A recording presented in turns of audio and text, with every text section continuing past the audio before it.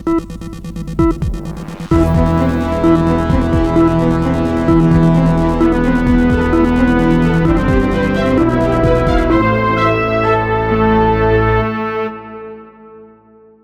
की राजनीति में 2027 के विधानसभा चुनाव नजदीक आते ही हलचलें तेज हो गई। राजनीतिक दल अपनी रणनीतियों को तेजी से आकार दे रहे हैं और समाजवादी पार्टी भी इस दौर में किसी से पीछे नहीं दिखना चाहती। पिछले कुछ महीनों से पार्टी लगातार अपनी ताकत को बढ़ाने, नए नेताओं और कार्यकर्ताओं को जोड़ने और बूथ स्तर तक संगठन को मजबूत करने के लिए प्रयासरत है। इसी कड़ी में लखनऊ स्थित समाजवादी पार्टी कार्यालय में आयोजित एक विशेष कार्यक्रम ने प्रदेश की सियासत में नई ऊर्जा भर दी। इस कार्यक्रम में कई दलों से आए दिग्गज नेताओं और कार्यकर्ताओं ने समाजवादी पार्टी की सदस्यता ग्रहण की, जिससे ये साफ हो गया है कि आगामी चुनाव में अखिलेश यादव का दांव संगठन विस्तार और नए चेहरों के सहारे ही बड़ा होगा। वहीं पार्टी मुख्यालय में अखिलेश यादव की मौजूदगी में हुए इस कार्यक्रम में नेता प्रतिपक्ष माता प्रसाद पांडे, प्रदेश अध्यक्ष श्याम लाल पाल और वरिष्ठ नेता लालजी वर्मा ने शामिल होने वाले नेताओं का स्वागत किया। उन्होंने नए साथियों को पार्टी की विचारधारा और दिशा से परिचित कराया। मौके पर समाजवादी पार्टी के मंच से ये संदेश देने की कोशिश की गई कि ये दल ही किसानों, मजदूरों, युवाओं और पिछड़ों की असली आवाज है। इस दौरान मेहंदी में तलवार नामक पुस्तक का विमोचन भी हुआ, जिसे प्रतीकात्मक रूप से समाजवादी विचारधारा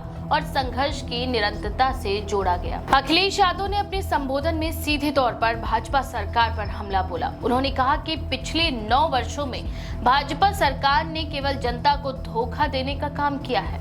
महंगाई और बेरोजगारी ने लोगों की कमर तोड़ दी है। वहीं भ्रष्टाचार ने आम आदमी का जीना भी मुश्किल कर दिया है। उन्होंने कहा कि अब जनता बदलाव चाहती है और इस बदलाव का नेतृत्व समाजवादी पार्टी ही कर सकती है।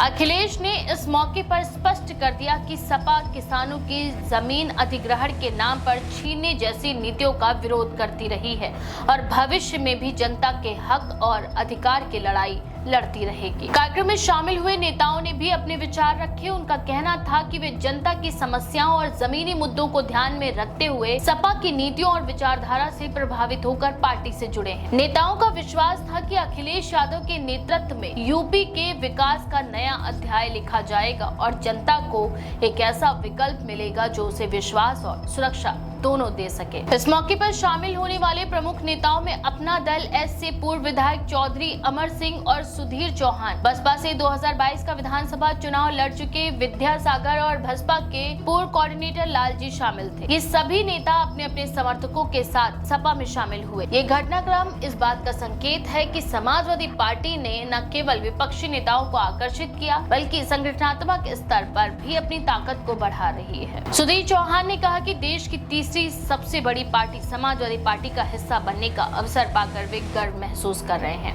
उन्होंने पश्चिमी यूपी के मुद्दों को उठाते हुए कहा कि अधिग्रहण के नाम पर किसानों की जमीनें हड़पी जा रही हैं, युवा बेरोजगारी की मार झेल रहा है और स्थानीय निकायों के चुनाव तक में जनता को न्याय नहीं मिल पा रहा है। उन्होंने भाजपा सरकार पर आरोप लगाया कि ये सरकार लोगों को हिंदू, मुसलमान, जाति और महापुरुषों के नाम पर बांटने का काम कर रही है, जबकि असल मुद्दों से ध्यान भटकाया जा रहा है। समाजवादी पार्टी ने आने वाले महीनों में प्रदेश भर में जनसभाएं, सम्मेलन और कार्यकर्ता बैठकें आयोजित करने की योजना बनाई है। पार्टी का मानना है कि जनता के बीच सीधे संवाद के माध्यम से नीतियों और कार्यक्रमों को अधिक प्रभावी ढंग से पहुंचाया जा सकता है।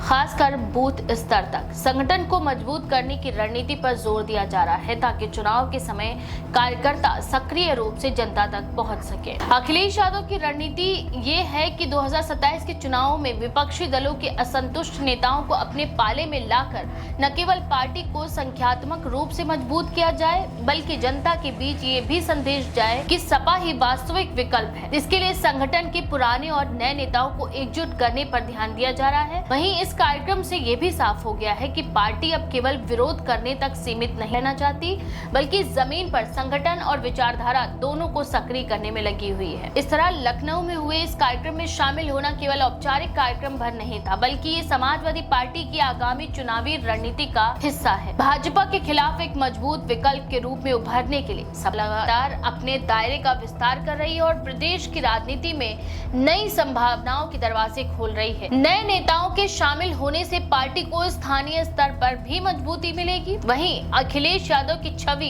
एक ऐसे नेता की बनेगी जो बदलाव के प्रतीक के रूप में जनता के बीच जा सकते हैं। ये घटनाक्रम स्पष्ट करता है कि यूपी की राजनीति का आगामी चुनाव केवल सत्ता का संघर्ष नहीं होगा, बल्कि विचारधाराओं और जनता के मुद्दों की लड़ाई भी होगा। समाजवादी पार्टी खुद को जनता की सच्ची आवाज बताकर मैदान में उतर रही है, जबकि भाजपा विकास और राष्ट्रीय मुद्दों के आधार पर अपनी पकड़ मजबूत करने की कोशिश करेगी। ऐसे में आने वाले समय में राजनीति और भी दिलचस्प और चुनौतीपूर्ण हो। इस बारे में आपका क्या विचार है? अपनी राय कमेंट सेक्शन में जरूर लिखें। ऐसी और भी खबरों के लिए देखते रहें द पेज 19।